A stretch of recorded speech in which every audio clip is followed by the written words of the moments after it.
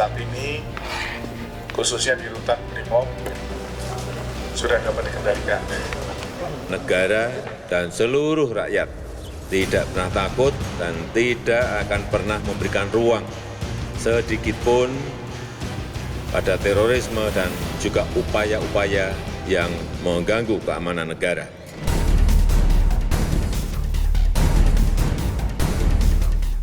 Saudara, saya persis di depan Rumah Sakit Bayangkara, yang di mana Rumah Sakit Bayangkara ini juga berada persis di sebelah markas komando Brimob Kelapa II Depok, Jawa Barat. Pasca kejadian penyanderaan pada Selasa, Rabu, Kamis pekan lalu, ada juga insiden yang menewaskan seorang anggota Brimob pada hari Jumat dini hari.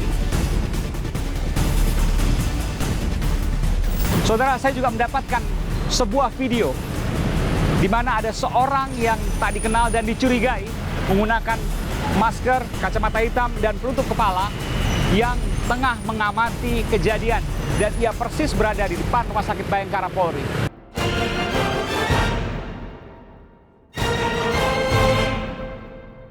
Pada waktu betul Anda mendapat telepon dari salah seorang napi teroris di dalam Makobrimob sebelum kejadian? Betul, bukan sebelum kejadian, pada proses kejadian justru.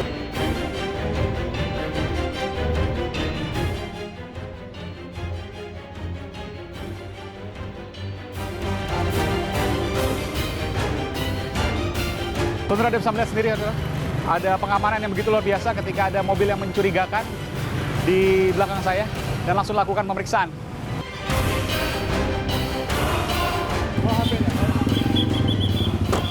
Kenapa, Mas? Oh, enggak Pak, ini kita belanja Pak, foto-foto. Foto-foto?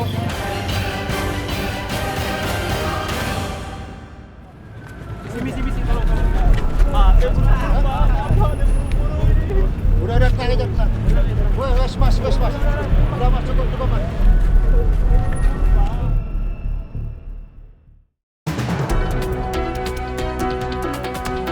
Aiman, Kompas TV, Pak Didin. Kita adalah pulau C. Minum air putih cukup.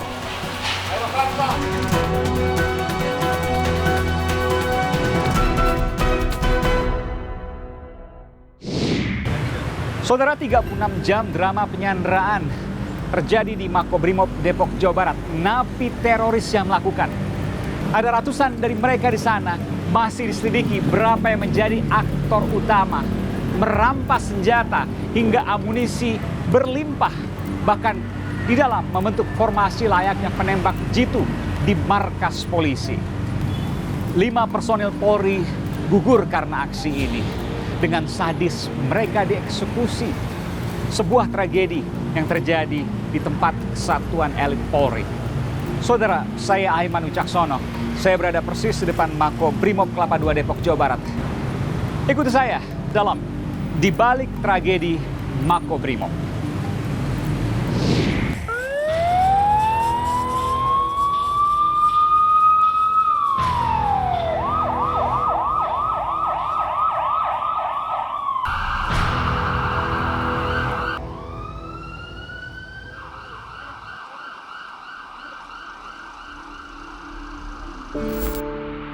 Negara dan seluruh rakyat tidak pernah takut dan tidak akan pernah memberikan ruang sedikit pun pada terorisme dan juga upaya-upaya yang mengganggu keamanan negara.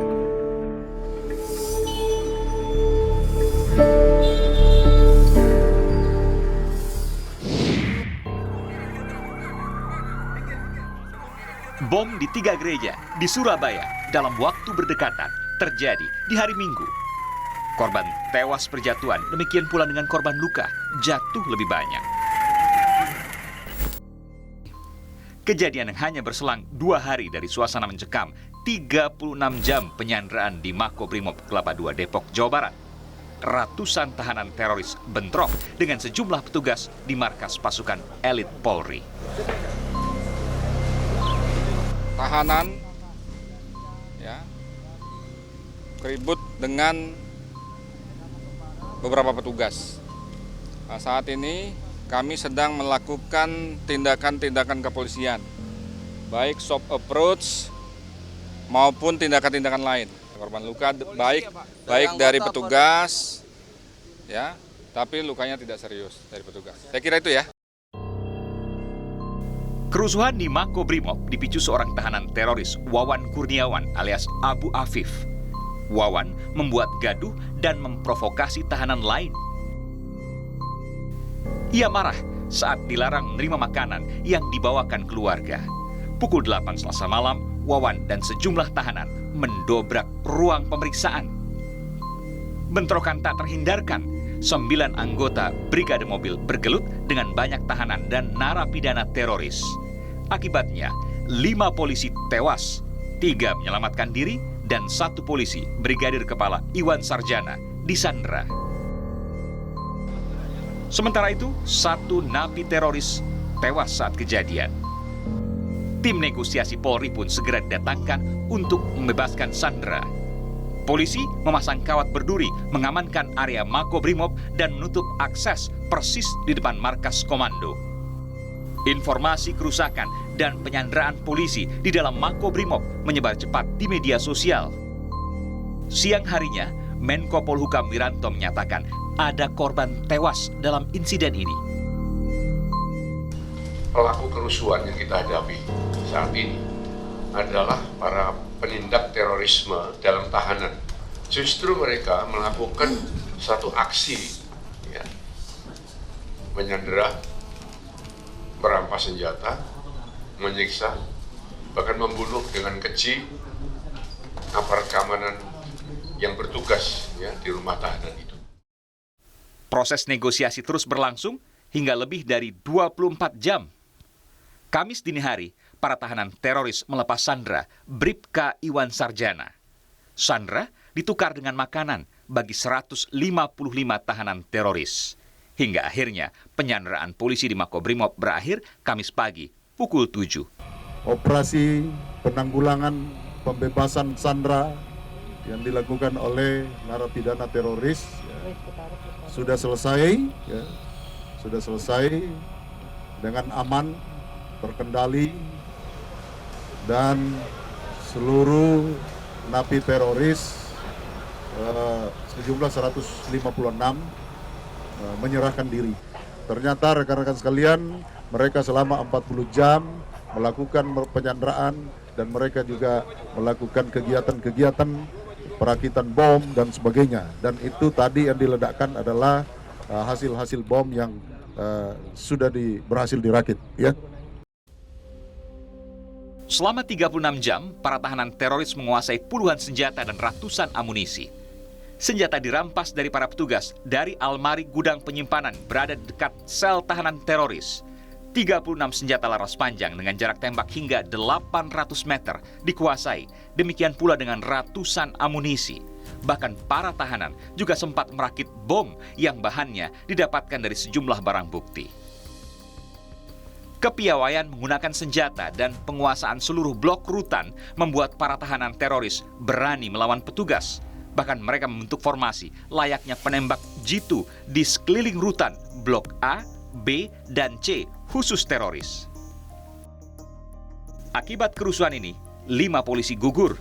Mereka adalah 4 anggota Densus 88, yakni Ibda Yudi Rospuji, Bribtu Fandi Setyo Nugroho, Bribda Wahyu Catur Pamungkas, dan Bribda Syukron Fadli. 1 petugas khusus anti-teror Polda Metro Jaya, Bribka Denis Tiadi, juga ikut menjadi korban. Kelima polisi dibunuh dengan cara sadis oleh para tahanan teroris. Sebagian besar hasil visum para korban menunjukkan mereka tewas dengan luka senjata tajam di bagian leher. Namun kurang dari 24 jam, penyerangan pada anggota polisi kembali terjadi di tempat yang sama, Makobrimob Kelapa II, Depok, Jawa Barat. Seorang petugas Intel, Kops Brimob, Bribka Marhum Frence, ditusuk orang tak dikenal dan tewas. Awalnya, Bribka Frence yang sedang berjaga melihat seseorang dengan gerak-gerik mencurigakan. Ia menghampiri orang itu yang belakangan diketahui bernama Tendi Sumarno. Bribka Frence meminta bantuan 2 rekannya untuk bersama menggeledah orang tak dikenal. Tak ada apapun yang ditemukan. Ia pun membawanya ke dalam area markas setelah sebelumnya dibonceng motor. Dalam perjalanan menuju ruang pemeriksaan, Tendi tiba-tiba mengeluarkan pisau dari bagian dekat alat vitalnya. Ia langsung melukai Bribka Frence pada bagian perut dengan pisau yang diduga kuat beracun. 2 rekan Frence akhirnya menembak pelaku hingga tewas. Sampai di sana sudah digeledah sebetulnya tas-tasnya semua nggak ada. Tapi rupanya dia berhasil menyembunyikan di sela-sela kemaluannya. Sehingga begitu kemudian sampai di tempat itu dia langsung bukan menusuk ya sebetulnya, menyabet. Beda menusuk itu tajam masuk ke dalam, ini menyabet, nyamping. Lukanya tidak terlalu besar ya. Tapi diduga ada racun. Kini pertanyaan besar tersisa, mengapa tragedi luar biasa terjadi dalam markas pasukan elit Polri dan beruntun? Adakah rencana besar para narapidana teroris terlatih di balik penyerangan ini? Saya menelusurinya.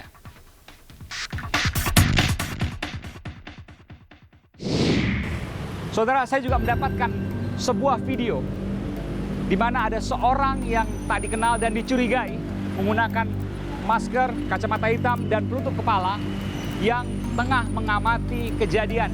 Dan ia persis berada di depan Rumah Sakit Bayangkara Polri.